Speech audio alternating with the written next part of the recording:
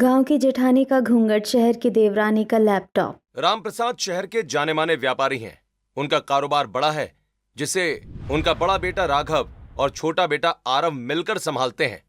बड़ी बहू सावित्री गांव की रहने वाली सीधी साधी और संस्कारी लड़की है। पूरे घर की जिम्मेदारी उसी के कंधों पर है। सुबह का समय है। शारदा हॉल में चिल्लाते हुए आती है, अरे बहू बहू, सूरज निकल आया है, पूजा हुई कि नहीं, या आज भी किसी काम में लगी रह गई? जी माँ जी, पूजा भी हो गई, भगवान को भोग भी लगा दिया, पापा जी की दवा भी टेबल पर रख दी है और आप सबके लिए नाश्ता भी तैयार है। अच्छा, तो सब कुछ हो भी गया। ये सब आपका आशीर्वाद है माँ जी। घर की सेवा करना ही मेरा सौभाग्य है। भगवान ऐसी बहू सबको दे। इसने इस घर में आने के बाद कभी किसी को शिकायत का मौका ही नहीं दिया। हाँ। बस काम करने से ही सब कुछ नहीं होता, थोड़ा दुनिया जहान भी देख लेती तो अच्छा रहता। आखिर अब तू गांव में नहीं, शहर के बड़े घर की बहू है। माँ जी, मैं कोशिश करती हूँ कि आप लोगों का मान सम्मान बना रहे। बाकी जो नहीं आता वो भी धीरे धीरे सीख जाऊंगी। सीखना ही पड़ेगा। शहर में लोग सबसे पहले इंसान का रहन सहन और पहनावा देखते हैं, यहाँ कोई सादगी नहीं देखता। शारदा, शहर बदलने से इंसान की पहचान नहीं बदलती। असली पहचान उसके संस्कार और व्यवहार से होती है। आप तो हमेशा इसकी तरफदारी करते हैं। क्योंकि ये तारीफ की हकदार है भाई। सुबह सबसे पहले उठती है, भगवान की पूजा करती है, पूरे घर का ध्यान रखती है और कभी अपने लिए कुछ नहीं मांगती। तभी राघव और आरव तैयार होकर नीचे आते हैं। दोनों को अपने पिता के साथ ऑफिस जाना है। माँ, आज तो खाने से इतनी अच्छी खुशबू आ रही है कि भूख और भी बढ़ गई। भैया, खुशबू से ही समझ में आ गया कि भाभी ने नाश्ता बनाया है। इनके हाथ का खाना खाकर ही ऑफिस जाने का मन करता है। सावित्री, तुम हर रोज इतना काम करती हो, कभी अपने लिए थोड़ा समय निकाल लिया करो। हाँ जी, आप सब खुश होकर खाना खाते हैं, वही मेरे लिए सबसे बड़ा आराम होता है। भाभी, सच कहूँ तो आपने इस घर को बहुत अच्छे से संभाल लिया है। गांव से आई थी, लेकिन कभी ऐसा महसूस होने नहीं दिया कि आपको किसी चीज की परेशानी है। देवर जी, परिवार अपना हो तो कोई भी जगह पराई नहीं लगती। यही संस्कार तो इंसान को बड़ा बनाते हैं। पैसा तो हर कोई कमा लेता है, लेकिन ऐसा दिल और ऐसी परवरिश हर किसी को नहीं मिलती। बस अब इसे शहर के तौर तरीके भी आ जाए, फिर कोई कमी नहीं रहेगी। आप सिखाइए माँ जी, मैं पूरी कोशिश करूंगी कि आपको मुझसे कभी शिकायत ना हो। इस घर में संस्कारों की कीमत थी, लेकिन लोगों ने इंसान की पहचान उसके कपड़े और दिखावे से लगानी शुरू कर दी थी। सुबह का नाश्ता चल रहा है। पूरा परिवार डाइनिंग टेबल पर बैठा हुआ है। सावित्री सबको अपने हाथों से खाना परोस रही है। बहू, मानना पड़ेगा, कहीं भी कुछ भी खा लूं, लेकिन तुम्हारे हाथ के खाने के स्वाद की बात ही अलग होती है। सच कहूं तो तुम्हारे हाथों में माँ अन्नपूर्णा का वास है। बिल्कुल पापा, मैं भी बाहर कितने ही बड़े होटल में खाना खा लूं, लेकिन घर आकर सावित्री के हाथ का खाना मिल जाए ना, तो बस पूरा दिन सफल लगने लगता है। भाभी, अगर कभी आपने खाना बनाना छोड़ दिया ना, तो हम दोनों भाइयों की हालत तो खराब हो जाएगी। आप लोग भी ना बस मेरी तारीफ करते रहते हैं। मैंने तो वही बनाया है जो आप सबको पसंद है। यही तो सबसे बड़ी बात है बहू। अपने लोगों की पसंद का ख्याल रखना हर किसी के बस की बात नहीं होती। चलो, कम से कम खाना तो अच्छा बना लेती है। माँ जी, आपके हाथ का स्वाद सीखने की कोशिश कर रही हूँ, अभी भी बहुत कुछ सीखना बाकी है। माँ, अब आप भी मान लीजिए कि सावित्री ने पूरे घर का दिल जीत लिया है। अच्छा, अब जल्दी खा लो, सबको अपने अपने काम पर भी जाना है। सावित्री हमेशा घूंघट में रहती। सुबह सबसे पहले उठकर पूजा करती और फिर पूरे घर की जिम्मेदारियां अकेले संभालती। परिवार के हर सदस्य की पसंद नापसंद उसे याद रहती थी। पूरे मन से सेवा करना ही उसकी सबसे बड़ी खुशी थी। इसीलिए घर के सभी सदस्य उससे बेहद खुश रहते थे। उसी शाम पूरा परिवार हॉल में बैठा चाय पी रहा है। सावित्री घूंघट में सभी को पकौड़े परोस रही है। अब बहुत हो गया, मैं सोच रही हूँ कि क्यों ना छोटे बेटे की भी शादी करवा दी जाए, अब इसकी उम्र भी हो गई है। हाँ, तुम सही कह रही हो, मैं भी यही सोच रहा था। अब आरव को भी अपना घर बसा लेना चाहिए। जो आप लोगों को ठीक लगे वही मेरे लिए ठीक है। देख लिया पापा, हमारा छोटा भाई तो पहले से ही तैयार बैठा है। सभी हल्का मुस्कुरा देते हैं। मैंने तो एक लड़की भी देख रखी है, पास के ही शहर की है, नाम है रिया। बहुत पढ़ी लिखी है और बड़ी कंपनी में नौकरी करती है। सुना है कॉर्पोरेट जॉब करती है। भाई अगर लड़की अच्छी है और संस्कारी भी है तो मुझे कोई आपत्ति नहीं है। अरे पसंद कैसे नहीं आएगी, आजकल के जमाने की लड़की है, पढ़ी लिखी है, स्मार्ट है, लोगों से बात करना जानती है। पढ़ाई अच्छी बात है, लेकिन संस्कार भी उतने ही जरूरी होते हैं। हाँ हाँ, आपके पसंद की तो एक पहले ही इस घर में आ चुकी है।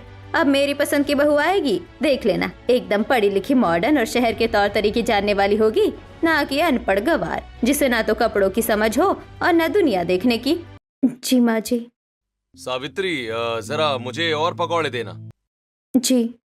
शारदा की बातें सुनकर सावित्री का मन दुखी हो जाता है, फिर भी वो कुछ नहीं कहती। कुछ ही दिनों के बाद पूरे रीति रिवाज के साथ आरव की शादी शहर की पढ़ी लिखी रिया से हो जाती है। रिया इस घर की छोटी बहू बनकर आती है।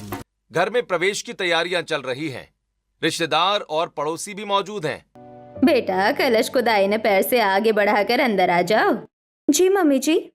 रिया एक हाथ में पूजा का नारियल तो दूसरे हाथ में अपना लैपटॉप लेकर कलश को आगे बढ़ाती है और घर में प्रवेश करती है। अरे वाह, बहू तो ऑफिस का काम भी साथ लेकर आ गई है। आजकल की लड़कियां सच में बहुत आगे है।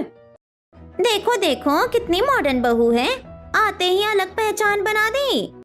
शारदा एक तरफ आपकी बड़ी बहू रानी है जो हमेशा घूंघट में रहती है, लगता है ज्यादा पढ़ी लिखी भी नहीं है। आज का जमाना घूंघट का नहीं लैपटॉप का है। और एक कहाँ शहर की पढ़ी लिखी बहू और कहाँ गांव की गवार बहू, दोनों में जमीन और आसमान का फर्क है। सावित्री ये सारी बातें सुन लेती है, लेकिन हमेशा की तरह चुप रहकर मुस्कुरा देती है। हमारी छोटी बहू बड़ी कंपनी में नौकरी करती है, लाखों रुपए की तनख्वाह है इसकी। आज के जमाने में ऐसी बहू मिलना किस्मत की बात होती है। रिया मुस्कुराती है, उसके चेहरे पर गुरूर साफ दिखाई दे रहा होता है। मैं कोशिश करूंगी कि नौकरी और घर दोनों अच्छी तरह संभाल सकूं। बस इतना याद रखना बेटा, इस घर में रिश्तों की कीमत सबसे ज्यादा है। जी पापा जी। सावित्री, मेहमानों के लिए मिठाई ले आओ। जी अभी लाई। रिया सबका ध्यान अपनी पढ़ाई, नौकरी और आधुनिक अंदाज से खींच रही थी, जबकि सावित्री बिना कुछ कहे चुपचाप मेहमानों को मिठाइयां परोसने में लगी हुई थी। किसी ने उसके संस्कार नहीं देखे, सबकी नजर सिर्फ दिखावे पर थी। शादी के कुछ दिन बीत चुके हैं। अब धीरे धीरे घर में दोनों बहुओं का स्वभाव सबके सामने आने लगा है। रिया बहू, जरा रसोई में आकर सब्जी काट दो, आज थोड़ा काम ज्यादा है। मम्मी जी, अभी मेरी क्लाइंट मीटिंग शुरू होने वाली है, अगर मैं अभी उठ गई तो पूरा प्रोजेक्ट रुक जाएगा। जेठानी जी तो है ही, वो संभाल लेंगी। अच्छा ठीक है सावित्री, तू ही सब्जी काट दे। जी माँ जी, अभी करती हूँ। सावित्री बिना किसी शिकायत के रसोई का काम संभालने लगती है। सावित्री, कपड़े धुल गए तो जरा छत पर फैला भी देना। जी माँ जी, बस ये काम पूरा करके अभी फैला देती हूँ। थोड़ा काम रिया बहू से भी करवा लिया करो। हाँ, आखिर घर अब तुम दोनों बहुओं का है। अरे वो नौकरी करती है, उसे समय कहाँ मिलता है। सावित्री घर पर ही तो रहती है। काम चाहे बाहर का हो या घर का, जिम्मेदारी भाई सबकी बराबर होनी चाहिए। उधर रिया अपने कमरे में फोन पर बात करते हुए जोर जोर से हंस रही होती है। यार, यहाँ सबको लगता है कि मैं नौकरी छोड़कर रसोई और बर्तन संभालने आई हूँ। ऐसा कभी हो सकता है क्या? मैंने तो पहले ही साफ कह दिया है कि मैं अपने करियर से कोई समझौता नहीं करने वाली, और घर के काम के लिए मेरी गवार जेठानी है ना। सावित्री झाड़ू लगाते हुए रिया के कमरे के बाहर सारी बातें सुन लेती है। कोई बात नहीं, हर इंसान की सोच अलग होती है। घर की शांति बनी रहे, यही सबसे जरूरी है। इस घर की असली ताकत इसकी सादगी और इसके संस्कार से है। समय बीतने के साथ साथ रिया का घमंड दिन ब दिन बढ़ने लगता है। रिया हाथ में कॉफी का मग लेकर जा रही होती है। उसी समय सावित्री सामने से आती है और गलती से दोनों की टक्कर हो जाती है। रिया की कॉफी नीचे गिर जाती है। जेठानी जी, आपको दिखाई नहीं देता क्या? देखिए, मेरी पूरी कॉफी गिरा दी आपने। जरा संभाल कर चला कीजिए। माफ कर दीजिए देवरानी जी, मेरा बिल्कुल भी ऐसा इरादा नहीं था, गलती से टक्कर हो गई। हर बार गलती, यही फर्क होता है गांव और शहर में। शहर में हर काम का एक तरीका होता है, लेकिन आपको ये बातें कहाँ समझ आएंगी। मैं आगे से पूरा ध्यान रखूंगी, आपको दोबारा शिकायत का मौका नहीं मिलेगा। सिर्फ माफी मांग लेने से सब ठीक नहीं हो जाता जेठानी जी, थोड़ा अपने तौर तरीके भी बदलने पड़ते हैं। रिया की ऊंची आवाज सुनकर पड़ोसन, जो कि दूसरों के घर में आग लगाती हैं, वो घर के अंदर आ जाती हैं। अरे छोटी बहू, तुम कितनी स्मार्ट हो। तुम्हें देखकर लगता है कि बड़े शहर की पढ़ी लिखी बहू कैसी होती है। और एक तरफ तुम्हारी जेठानी है, पहनावे ओढ़ने से लेकर हर चीज में गांव का गंवारपन साफ दिखाई देता है। सच कहूँ तो दोनों में जमीन आसमान का फर्क है। सावित्री शांत खड़ी रहती है और कुछ नहीं बोलती। ऐसा क्या देख रही हो सावित्री बहू?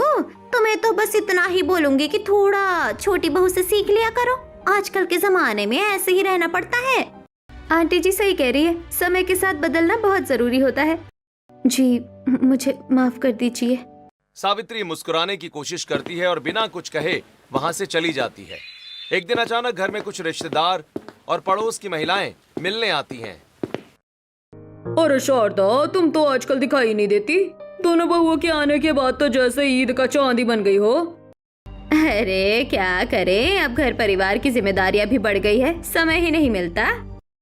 अच्छा है, घर में दोनों बहुएं हैं तो अब तुम्हें आराम मिल जाता होगा। उधर रिया सोफे पर बैठी मोबाइल चला रही होती है। रिया बहू, जल्दी से सबके लिए चाय और गर्मा गर्म पकौड़े बना दो, मेहमान आए हैं। मम्मी जी, अभी मेरा एक बहुत जरूरी प्रोजेक्ट भेजना है। अगर अभी नहीं भेजा तो दिक्कत हो जाएगी, मैं ये सब नहीं कर पाऊंगी। इतना कहकर रिया तुरंत उठती है और अपने कमरे में चली जाती है। सावित्री, सब अकेले संभाल लोगी ना तुम? चाय भी बनानी है, पकौड़े भी, और मेहमानों का ध्यान भी रखना है। जी माँ जी, आप बिल्कुल चिंता मत कीजिए, मैं सब संभाल लूंगी। थोड़ी ही देर में सावित्री गर्मा गर्म चाय और पकौड़े बनाकर सभी मेहमानों के सामने रख देती है। वाह, बड़ी बहू ने तो सच में दिल जीत लिया। चाय भी बहुत स्वादिष्ट है और पकौड़े भी कमाल के बने हैं। इतने कम समय में इतना अच्छा इंतजाम करना हर किसी के बस की बात नहीं होती। बड़ी बहू, तुम्हारे हाथों में तो सच में जादू है। आप सबको पसंद आया, यही मेरे लिए सबसे बड़ी खुशी है। काम करना तो इसकी आदत है, लेकिन आजकल जमाना सिर्फ काम का नहीं, डिग्री वाला हो गया है। पढ़ाई लिखाई भी बहुत जरूरी होती है। शारदा की बात सुनकर सावित्री के चेहरे पर उदासी छा जाती है। वो चुपचाप वहां से चली जाती है। अरे नहीं शारदा, इसमें तो तुम बहुत गलत सोचती हो। ऐसा बिल्कुल नहीं है। आजकल लड़कियों को सारे काम आना जरूरी होता है, चाहे लड़की बाहर नौकरी करे या घर संभाले। दोनों ही जिम्मेदारियां बराबर सम्मान की हकदार होती हैं। बिल्कुल सही कहा, घर संभालना भी किसी नौकरी से कम नहीं होता। हर किसी के बस की बात नहीं है। रिश्तेदारों की बात सुनकर शारदा एकदम चुप हो जाती है। पहली बार उन्हें अपनी सोच पर थोड़ा सा विचार करने की जरूरत महसूस होती है। शाम का समय है। रिया हॉल में बैठकर अपने लैपटॉप पर ऑफिस का काम कर रही होती है। आखिर ये रिपोर्ट भी पूरी हो गई, बस एक गिलास पानी पीकर आती हूँ। रिया अपना लैपटॉप खुला छोड़कर रसोई में पानी पीने चली जाती है। तभी सावित्री हॉल में आती है। उसकी नजर लैपटॉप पर पड़ती है। सावित्री सावधानी से लैपटॉप का माउस चलाती है और स्क्रीन पर खुली फाइल को देखने लगती है। तभी रिया वापस हॉल में आ जाती है। जेठानी जी, ये क्या कर रही हैं आप? वो मैं तो बस ऐसे ही देख रही थी कि क्या है ये। रहने दीजिए जेठानी जी, ये लैपटॉप चलाना अनपढ़ गवारों का काम नहीं, पढ़े लिखे लोगों का काम होता है। आप रसोई का काम ही कीजिए, वही आपको सूट करता है। एक दिन सुबह रामप्रसाद, राघव और आरव को कारोबार के सिलसिले में जल्दी ऑफिस निकलना था। शारदा, आज हमें थोड़ा जल्दी निकलना है, एक जरूरी मीटिंग है, इसलिए नाश्ता जल्दी लगवा दो। रिया बहू, जरा रसोई में जाकर सावित्री का हाथ बटा दो। 3 लोगों का टिफिन भी तैयार करना है और नाश्ता भी लगाना है। मम्मी जी, सुबह सुबह मुझे ऑफिस की मेल्स चेक करनी होती है, ये सब मुझसे नहीं होगा। बेटा, बस 10-15 मिनट की बात है, फिर तुम अपना काम करना। मैंने पहले भी कहा है मम्मी जी, मुझे रसोई के काम की आदत नहीं है। जेठानी जी है ना, वो कर लेंगी। उन्हें तो वैसे भी यही सब करना पसंद है। मुझे बार बार डिस्टर्ब मत कीजिए। माँ जी, आप चिंता मत कीजिए, मैं सब संभाल लूंगी। नाश्ता भी तैयार हो जाएगा और टिफिन भी। रिया गुस्से में वहां से चली जाती है। सावित्री अकेले ही सारा काम करने लगती है। कोई बात नहीं शारदा, 15-20 मिनट देर से ऑफिस पहुंच जाएंगे तो कोई पहाड़ नहीं टूट जाएगा। पापा सही कह रहे हैं, लेकिन रिया को भी घर के काम में थोड़ा बहुत हाथ बटाना चाहिए। आखिर ये घर अब उसका भी है। मैं भी यही सोच रहा हूँ भैया। नौकरी अपनी जगह है, लेकिन परिवार की जिम्मेदारी भी सबकी बराबर होती है।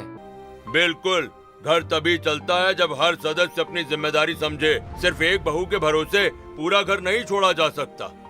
उस दिन पहली बार रामप्रसाद और शारदा को दोनों बहुओं के स्वभाव का अंतर साफ साफ दिखाई देने लगा। उधर कारोबार पर एक बड़ा संकट दस्तक दे चुका था। रामप्रसाद की कंपनी के कैबिन में मैनेजर विक्रम अकेला बैठा मुस्कुरा रहा होता है।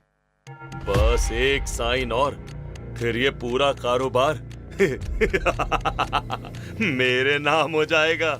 इतने सालों से जिस मौके का इंतजार था वो आज पूरा होने वाला है। मैं पहले ही बैंक में फर्जी दस्तावेज जमा कर चुका हूँ, अब सिर्फ राम प्रसाद के हस्ताक्षर चाहिए। राम प्रसाद अपने कैबिन में बैठे होते हैं। राघव और आरव भी कंपनी के जरूरी काम देख रहे होते हैं। सर, ये कुछ जरूरी बैंक के कागजात हैं, आज ही जमा करने हैं, नहीं तो कंपनी का काम रुक जाएगा। आप इन पर अभी साइन कर दीजिए। इतना जरूरी है क्या? जी सर, बिल्कुल। बैंक वाले बार बार फोन कर रहे हैं, बस आपके साइन की जरूरत है, बाकी सब मैं संभाल लूंगा। पापा, मुझे भी एक क्लाइंट से जरूरी बात करनी है और मुझे एक गोदाम निकलना है, आज माल की बड़ी डिलीवरी है। अच्छा, अगर जरूरी है तो ठीक है। राम प्रसाद बिना दस्तावेज पढ़े विक्रम पर भरोसा करके तुरंत हस्ताक्षर कर देते हैं। धन्यवाद सर, मैं अभी बैंक जाकर सारी प्रक्रिया पूरी कर देता हूँ। विक्रम फाइल लेकर बाहर निकल जाता है। आखिरकार काम हो ही गया। अब ये पूरी कंपनी मेरे नाम हो चुकी है। अब आएगा असली मजा। अब इन्हें पता चलेगा कि भरोसा करना कितना महंगा पड़ता है। उसी शाम पूरा परिवार डाइनिंग टेबल पर बैठकर खाना खा रहा होता है। पापा जी, लीजिए आपकी दाल। राघव जी, आपके लिए गरम रोटियां भी ले आई हूँ। हाँ बहू, रख दो। तभी राघव के मोबाइल पर कंपनी की एक जरूरी ईमेल आती है। पापा, ये क्या है? कंपनी के नाम बैंक से लीगल नोटिस आया है। Legal notice? जरा दिखाओ मुझे। रामप्रसाद मोबाइल देखकर अचानक घबरा जाते हैं। ये कैसे हो सकता है? बैंक से कानूनी नोटिस? कहीं किसी ने हमारे साथ धोखा तो नहीं किया? मुझे याद है, आज ऑफिस में विक्रम कुछ जरूरी कागज लेकर आया था। उसने कहा था कि बैंक के दस्तावेज हैं और मैंने बिना पढ़े ही उन पर साइन कर दिया था। क्या पापा, आपने बिना पढ़े साइन कर दिया? पापा जी, आप हिम्मत मत हारिए, भगवान पर भरोसा रखिए, कोई ना कोई रास्ता जरूर निकलेगा। अरे, मेरी एक गलती ने पूरे परिवार को मुसीबत में डाल दिया। पूरे घर में एकदम सन्नाटा छा जाता है। सभी के चेहरों पर चिंता साफ दिखाई दे रही थी। किसी को समझ नहीं आ रहा था कि इस अचानक आई मुसीबत से कैसे निकला जाए। पूरे परिवार की सबसे बड़ी उम्मीद अब उस लैपटॉप पर टिकी थी। क्या वही लैपटॉप इस परिवार को बचा पाएगा या फिर सब कुछ खत्म हो जाएगा? यही सबसे बड़ा सवाल बन चुका था। पूरा परिवार हॉल में बैठा है। रामप्रसाद के हाथ में पकड़े मोबाइल में बैंक का लीगल नोटिस और सामने लैपटॉप रखा है। सभी के चेहरों पर डर और चिंता साफ दिखाई दे रही है। रिया बहू, तुम तो दिन रात लैपटॉप पर काम करती हो ना, जरा ये मेल देखकर बताओ कि आखिर मामला क्या है। शायद तुम्हें कुछ समझ आ जाए। आप बिल्कुल चिंता मत कीजिए पापा जी, मैं अभी देखती हूँ। अगर मेल में कोई दिक्कत होगी तो मैं समझ जाऊंगी। रिया आत्मविश्वास के साथ लैपटॉप खोलती है और बैंक की मेल पढ़ना शुरू करती है। ये तो कुछ ही सेकंड में रिया के चेहरे का आत्मविश्वास गायब होने लगता है। उसके चेहरे का रंग बदल जाता है। ये तो पूरा लीगल डॉक्यूमेंट है। इसमें बैंक के टर्म्स, कॉन्ट्रैक्ट्स और बहुत सारे लीगल फ्लॉज हैं। रिया एक एक करके सभी पेज खोलती है, लेकिन उसे कुछ भी समझ नहीं आता। क्या हुआ रिया, कुछ समझ आया? आखिर लिखा क्या है इसमें? नहीं, मुझे कुछ समझ नहीं आ रहा। मैंने बीबीए किया है, लेकिन ऐसे लीगल केस और बैंक के कॉन्ट्रैक्ट मेरी समझ से बिल्कुल बाहर है। मतलब तुम्हें भी समझ में नहीं आया कि आखिर दिक्कत क्या है? नहीं, मैं कोशिश कर रही हूँ, लेकिन इसमें जो कानूनी भाषा लिखी है वो मेरी समझ से बाहर है। रिया की बात सुनते ही पूरे हॉल में सन्नाटा छा जाता है। हे भगवान, अब क्या होगा? अगर कल तक बैंक को जवाब नहीं गया तो हमारा सब कुछ खत्म हो जाएगा। तुम्हारे बाबूजी की सालों की मेहनत, ये कारोबार सब बर्बाद हो जाएगा। गलती मेरी है। मुझे बिना पढ़े किसी भी कागज पर हस्ताक्षर नहीं करने चाहिए थे। अब समझ नहीं आ रहा कि किससे मदद मांगे। हमारे पास समय भी बहुत कम है। कल तक जवाब देना जरूरी है, नहीं तो मामला और बिगड़ जाएगा। काश मुझे लीगल डॉक्यूमेंट्स की समझ होती तो शायद मैं कुछ कर पाती। पूरे हॉल में गहरी खामोशी छा जाती है। हर कोई चिंता में डूबा हुआ था। उसी समय कमरे के एक कोने में खड़ी सावित्री बिना कुछ बोले सब कुछ शांत होकर देख रही होती है। उसकी नजर बार बार लैपटॉप और उस लीगल नोटिस पर जा रही थी। अगले ही पल कुछ ऐसा होने वाला था जिसकी किसी ने कल्पना तक नहीं की थी। कभी कभी सबसे बड़ा हुनर सबसे शांत इंसान के भीतर छिपा होता है। तभी सावित्री धीरे धीरे सबके सामने आती है। अगर आप लोग इजाजत दे तो मैं एक बार ये मेल और दस्तावेज देखकर कोशिश कर सकती हूँ। शायद मुझे कुछ समझ आ जाए। सावित्री की बात सुनते ही रिया और शारदा एक दूसरे का चेहरा देखने लगती हैं। जेठानी जी, ये कोई राशन की लिस्ट या रसोई का हिसाब नहीं है। ये पूरा लीगल केस है जिसे बड़े बड़े लोग नहीं समझ पाते। फिर आप क्या समझेंगी? रहने दे बहू, तुझे ये सब कहाँ समझ आएगा। ये पढ़े लिखे लोगों का काम है। इसमें बैंक के कॉन्ट्रैक्ट, लीगल फ्लॉज और कानूनी भाषा लिखी है। ये इतना आसान नहीं है। नहीं शारदा, देखने में क्या जाता है। अगर बहू देखना चाहती है तो देखने दो। इस समय छोटी सी उम्मीद भी हमारे लिए बहुत बड़ी है। जी पापा, एक बार कोशिश करने में कोई नुकसान नहीं है। सावित्री धीरे से लैपटॉप अपने सामने रखती है। उसके सिर पर अब भी घूंघट होता है। वो पूरी शांति के साथ दस्तावेज पढ़ना शुरू करती है। कुछ ही पलों में सावित्री धारा प्रवाह अंग्रेजी में पूरा दस्तावेज पढ़ने लगती है। वो एक एक लाइन पढ़ते हुए हर क्लॉज का मतलब सबको विस्तार से समझाने लगती है। इस फ्लॉज में लिखा है कि कंपनी के मालिक की स्वीकृति के बाद बैंक को अधिकार मिल जाएगा, लेकिन यहाँ पहले ही गड़बड़ी है और इस पेज में इस्तेमाल की गई कानूनी भाषा भी अलग है। ये कंपनी के पुराने दस्तावेजों से मेल नहीं खाती। बहू, तुम्हें ये सब कैसे समझ में आ रहा है? पापा जी, पहले पूरी बात सुन लीजिए। सावित्री तेजी से सभी पेज जांचती है और फिर एक जगह रुक जाती है। ये सिग्नेचर असली नहीं है। सभी एक साथ हैरानी से, क्या? देखिए, इस पेज की तारीख बदली गई है। यहाँ कंपनी की ओरिजिनल सील भी नहीं है। किसी ने जानबूझकर फर्जी दस्तावेज तैयार किए हैं। और सबसे बड़ी बात, ये सिग्नेचर देखने में असली लग रहा है, लेकिन असल में ये पापा जी के किसी पुराने दस्तावेज से कॉपी करके यहाँ पेस्ट किया गया है। इसलिए पहली नजर में कोई भी धोखा खा सकता है। हे भगवान, इसका मतलब हमारे साथ बहुत बड़ी साजिश हुई है। पापा, इसका मतलब किसी ने पहले से पूरी योजना बनाकर ये धोखा किया है। जिसने भी किया है ना, उसे इसकी सजा जरूर मिलेगी। सावित्री की बातें सुनकर पूरा परिवार हैरानी से उसकी तरफ देखने लगता है। जेठानी जी, आपको ये सब कैसे पता? आप तो अभी ये जानना ज्यादा जरूरी नहीं है। पहले कंपनी को बचाना जरूरी है। सावित्री बिना समय गंवाए तेजी से लैपटॉप पर काम शुरू कर देती है। राघव जी, कंपनी के जितने भी ओरिजिनल रिकॉर्ड, पुराने एग्रीमेंट, सिग्नेचर, सैंपल और सील की कॉपी है, सब तुरंत मेरे मोबाइल पर भेज दीजिए और ऑफिस से मंगवा लीजिए। ठीक है, अभी भेजता हूँ। आरव, कंपनी के लीगल डिपार्टमेंट का नंबर भी तुरंत भेजिए। हो सकता है हमें उनसे भी बात करनी पड़े। जी भाभी, अभी भेजता हूँ। पूरे घर की उम्मीद अब उसी सावित्री पर टिकी थी जिसे आज तक सबने सिर्फ एक सीधी सादी गांव की बहू समझा था। सच देर से ही सही, लेकिन सामने जरूर आता है। और जब सच सामने आता है तो झूठ की हर दीवार अपने आप गिर जाती है। कुछ देर के बाद कंपनी के सभी पुराने रिकॉर्ड, फाइलें और जरूरी दस्तावेज घर मंगवा लिए जाते हैं। सावित्री एक एक फाइल को बहुत ध्यान से देखने लगती है। पापा जी, जरा ये फाइल देखिए। ये पिछले महीने वाली ओरिजिनल फाइल है। हाँ बहू, यही तो हमारी असली फाइल है। इसमें क्या बात है? पापा जी, यही सबसे बड़ा सबूत है। असली दस्तावेज में ये पेज था ही नहीं। बाद में किसी ने इसे जोड़कर पूरी फाइल बदल दी है। मतलब किसी ने जानबूझकर ये सब किया है? जी, और इतना काम घर का कोई नहीं कर सकता। ये उसी इंसान का काम है जिसे कंपनी के दस्तावेजों और रिकॉर्ड तक पूरी पहुंच हो।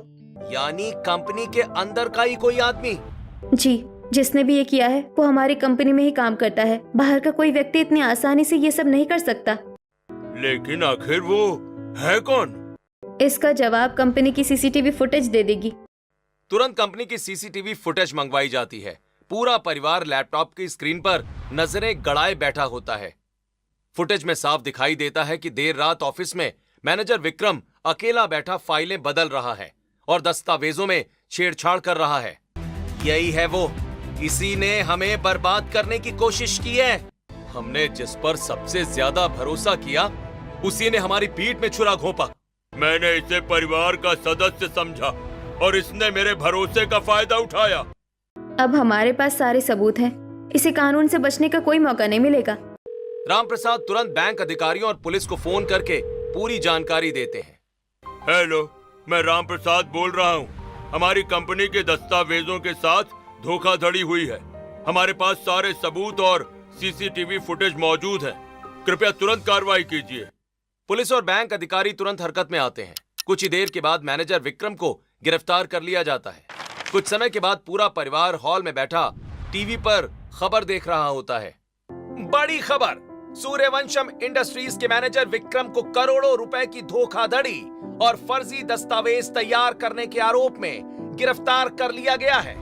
जांच में सामने आया है कि आरोपी ने कंपनी के असली दस्तावेजों में अवैध तरीके से बदलाव कर मालिकाना हक अपने नाम कराने की साजिश रची थी। पुलिस ने सभी सबूतों के आधार पर उसे गिरफ्तार कर लिया है। बैंक ने भी जांच पूरी होने के बाद सूर्यवंशम इंडस्ट्रीज को पूरी तरह क्लीन चिट दे दी है। कंपनी के सभी दस्तावेज वैध पाए गए हैं और करोड़ों रुपए का कारोबार सुरक्षित बचा लिया गया है। टीवी की खबर सुनते ही पूरे परिवार के चेहरे पर राहत दिखाई देने लगती है। हे भगवान, आखिर हमारी वर्षों की मेहनत बच गई। अगर आज सावित्री सच का पता नहीं लगाती तो हमारा सब कुछ खत्म हो जाता। पापा, आज हमारी कंपनी नहीं, हमारा विश्वास भी बचा है। भाभी, आपने आज साबित कर दिया कि असली काबिलियत कपड़ों या दिखावे से नहीं, ज्ञान और संस्कार से पहचानी जाती है। देवरानी जी, आज मुझे अपनी सोच पर बहुत शर्म आ रही है। जिस सावित्री को सबने सिर्फ गांव की सीधी सादी बहू समझा था, उसी ने अपनी समझदारी और ज्ञान से पूरे परिवार का करोड़ों का कारोबार बचा लिया। अब हर किसी की नजरों में उसके लिए सम्मान पहले से कई गुना बढ़ चुका था। आज पहली बार घूंघट के पीछे छिपी पहचान पूरे परिवार के सामने आ चुकी थी। पूरा परिवार हैरानी से सावित्री की तरफ देख रहा होता है। किसी को यकीन नहीं होता कि जिस बहू को सबने साधारण समझा, वही आज पूरे परिवार का कारोबार बचा चुकी है। बहू, तू आखिर है कौन? तूने ये सब कहाँ सीखा? इतनी मुश्किल कानूनी बातें, इतने बड़े बड़े डॉक्यूमेंट, ये सब तूने कैसे समझ लिया? बहू, आज सच जानने का हक हम सबको है। आखिर तेरी असली पहचान क्या है? सावित्री कुछ पल चुप रहती है। उसकी आंखों में पुरानी यादें तैरने लगती हैं। माँ जी, शादी से पहले मैंने LLB की पढ़ाई की थी। मुझे कॉलेज में गोल्ड मेडल मिला था। पढ़ाई पूरी करने के बाद मैं एक बड़ी लॉ फर्म में लीगल एडवाइजर के तौर पर काम भी करती थी। ऐसे लीगल डॉक्यूमेंट, कॉन्ट्रैक्ट और बैंक के केस मेरे रोज के काम का हिस्सा हुआ करते थे। सावित्री की बात सुनते ही पूरे परिवार के चेहरे पर गहरी हैरानी छा जाती है। क्या भाभी, आप LLB गोल्ड मेडलिस्ट हैं? बहू, हमें तो कभी इसका अंदाजा भी नहीं हुआ। लेकिन सावित्री, तुमने ये बात मुझसे भी कभी क्यों नहीं बताई? शादी के बाद भी एक बार भी नहीं बताया कि तुम इतनी पढ़ी लिखी हो। क्योंकि मैं नहीं चाहती थी कि मेरी वजह से आपको कभी ऐसा महसूस हो कि आपकी पत्नी आपसे ज्यादा पढ़ी लिखी है। मेरे लिए आपकी इज्जत, आपका आत्मसम्मान और इस परिवार का मान मेरी हर डिग्री और हर उपलब्धि से कई गुना बड़ा था। मैंने हमेशा यही सोचा कि अगर मेरा ज्ञान कभी इस परिवार के काम आएगा तब जरूर बताऊंगी, लेकिन सिर्फ अपनी तारीफ सुनने के लिए मैं अपनी पढ़ाई का कभी दिखावा नहीं करना चाहती थी। सावित्री की बातें सुनते ही राघव की आंखें भर जाती हैं। सावित्री, मैं तुम्हें कभी समझ ही नहीं पाया। तुम हर बार मेरा सम्मान बचाती रही और मैं कभी तुम्हारे त्याग, कभी तुम्हारी काबिलियत को पहचान ही नहीं सका। आज मुझे अपनी बहू पर पहले से भी ज्यादा गर्व हो रहा है। इतनी बड़ी पढ़ाई, इतना बड़ा मकाम, लेकिन जरा सा भी घमंड नहीं। शारदा की आंखों से भी आंसू बहने लगते हैं। उन्हें अपनी हर बात और हर ताने की याद आने लगती है। अब हर किसी के नजर में सावित्री के लिए सम्मान पहले से कई गुना बढ़ चुका था। जिसने हमेशा घूंघट का मजाक उड़ाया था, आज वही उसी घूंघट के सामने शर्मिंदा खड़ी थी। जेठानी जी, मैंने आपको गवार कहा, अनपढ़ समझा, हर बात पर आपकी बेइज्जती की, लेकिन आज समझ आया कि असली पढ़ाई सिर्फ डिग्री से नहीं, इंसान के व्यवहार और संस्कार से दिखाई देती है। मुझे माफ कर दीजिए। रिया रोते हुए सावित्री के पैर छूने लगती है, लेकिन सावित्री तुरंत उसे रोक लेती है। छोटी हो तुम, गलती हुई है, पाप नहीं। परिवार से माफी मांगने से रिश्ते टूटते नहीं, बल्कि और मजबूत हो जाते हैं। रिया भावुक होकर सावित्री के गले लग जाती है।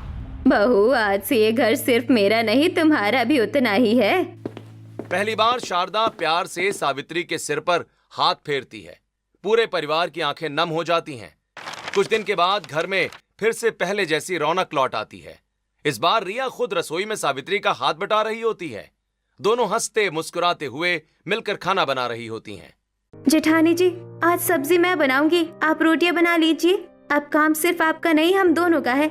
ठीक है, लेकिन अगर सब्जी में नमक ज्यादा हो गया तो जिम्मेदारी आपकी होगी। मंजूर है जेठानी जी। दोनों मिलकर खाना बनाती हैं और पूरे परिवार को एक साथ बिठाकर खाना परोसती हैं। तभी पड़ोसन घर के अंदर आती है। अरे वाह भाभी, आपकी दोनों बहुएं तो आज सच में पूरे मोहल्ले की मिसाल बन गई है। इन्हें देखकर लगता है कि परिवार में प्यार और सम्मान हो तो हर रिश्ता खूबसूरत बन जाता है।